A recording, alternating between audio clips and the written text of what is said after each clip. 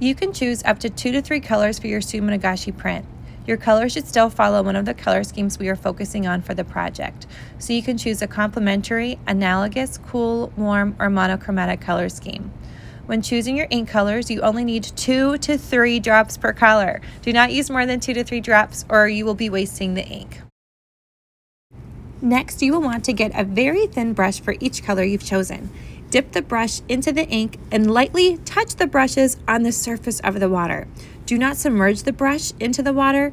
The brush should barely touch the surface. I am choosing to make concentric circles, but you can vary the placement of your ink however you like. You can even blow gently on the surface of the ink if you want to create these really cool wave-like designs within the ink itself.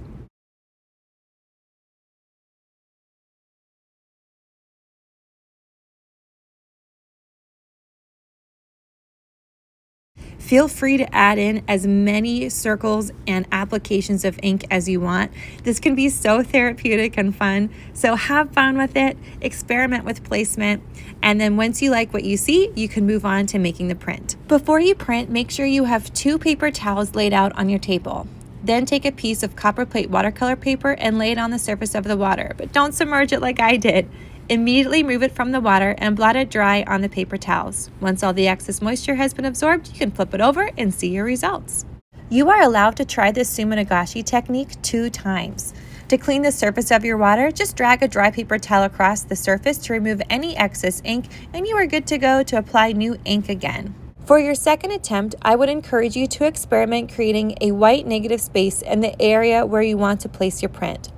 To block the ink in that area, take your practice print, cut it out, and tape it onto the paper. Continue doing the same steps you did the first time, but after you have dried the excess water off, you can remove the cutout print and be left with a white spot.